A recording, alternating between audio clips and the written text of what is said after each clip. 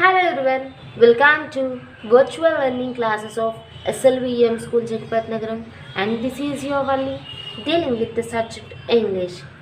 So children, in this video we are going to learn about our third lesson in our term 2, Oliver finds a home. Oliver finds a home. So the main character of the story is Oliver. Oliver is the name of a boy. He finds a home. He finds a home. He didn't have any home. Why he is finding a home? What's going on the lesson? Yeah, those topics we will discuss on this lesson. Yeah, look at the video clearly, ma. So children, now I am going with the lesson. This is an extract from the novel Oliver Twist. Extract means some short story. Some short story taken from the novel Oliver Twist. This lesson is taken from the book Oliver Twist. Oliver, an orphan, runs away from the orphanage where he is ill-treated and lands in a den of thieves. Oliver is a boy and he is an orphan. Orphan means no one is there to take care about the people. Those who didn't have parents and relatives, no one is for the people, is there for the people. Those people we call them as orphans. And runs away from the orphanage. Orphanage means the people where orphans live is called orphanage. It's an institution. Some people will manage the orphanages by raising some funds. Okay, so Oliver ran out from the orphanage. Why he ran out? Because he is ill-treated. No, someone is treated him very badly. Someone treated him very badly at those orphanages. So he went out from the orphanage and lands in a den of thieves. While coming out, Oliver reached the place of den of thieves. He reached a den. At the den, whose den is this? And the den belongs to place belongs to thieves. Okay. The thieves take Oliver to rob a house. So, while after reaching the den of thieves, the thieves taken Oliver to rob theft at a house, but are stopped by the servants. While doing robbery, obviously it's a big house. So the big house servants stopped Oliver and the remaining thieves. They run away, leaving a wounded Oliver behind. So rest of the thieves ran away, but they left a wounded Oliver. Oliver was wounded. Something happened to him. Okay, so thieves leave Oliver and they move away. The servants take him into the house. The big house servants take in Oliver into the house. What happens to Oliver? Is he serious? How much severely he wounded? Yeah, let's discuss about this now.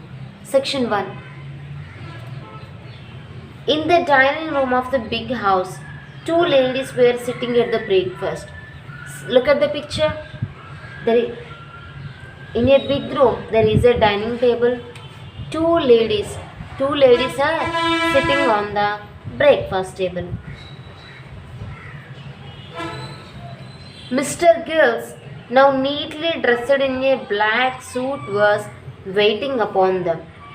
There is one more person, Mr. Giles or Giles. Mr. Giles. Mr. Giles. He neatly dressed up in a black suit and was serving them. Look at the picture. Yes. One of the lady was old. The other was lovely young girl of 17. Okay. Other was sweet 17 and one more is old lady. Brittles has been gone a long time, the old lady said to Giles. Now the old lady is talking to Giles that Brittles had been. One more character is Brittles. The old lady is talking to Mr. Giles and saying that where is Brittles? He gone up. He gone away for a long time. Where is he? Then Giles pulled out his watch. From the coat, Giles pulled out his watch. An hour and 13 minutes, ma'am. So, Brittles went out around 1 hour and 13 minutes. At that moment, on that time, a carriage stopped at the garden gate. There is a carriage. Carriage means a vehicle. A vehicle which looks like a truck or a lorry. A small lorry type. Stopped at the garden gate of the big house. A fat gentleman got out of it. There is a fat gentleman. There is a fat man come out from the carriage. He hurried into the room. He coming very speedily into the room fastly. I never heard of such a thing, he exclaimed in excitement. My dear Mrs. Maylie, my dear Miss Rose, what a terrible shock for you. The person speaking very excitedly and shockingly that what's going on? I never heard such type of things. Now, what happened, Mrs. Maylie? Mrs. Rose, it's a big shock to you. The fat gentleman talking to Mrs. Maylie. The old woman name is Mrs. Maylie. And the young girl name is Miss Rose. Okay. Oh, please, Dr. Losburn, will you come upstairs and look at the poor creature? Rose begged. Then Miss Rosie is talking to, and he is the person, Dr. Losburn. Dr. Losburn. Then Miss Rose is talking to Dr. Losburn and saying, Dr. Losburn, please come to upstairs, please come to first place and look at the poor boy and look at the poor wounded boy. Who is the poor wounded boy? Oliver, yes. Of course, said the doctor. Okay, I will come. Will you show me the way, Mr. Giles? Then, okay, I will come. Mr. Giles, will you show me the room? Will you please show me the way? Just like that, Dr. Losburn talking to Mr. Giles. Giles led the doctor into his patient. Giles taken the doctor, Mr. Losburn, to his patient.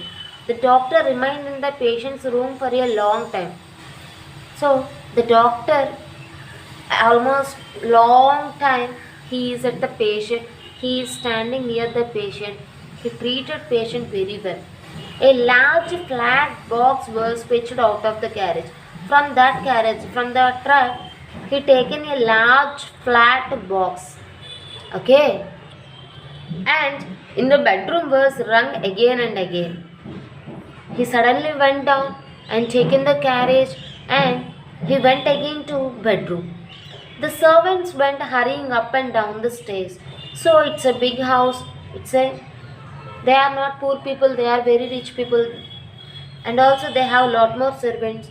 So the servants from first floor, second floor, from upstairs to downstairs, still they continue hurrying. That means running. Okay.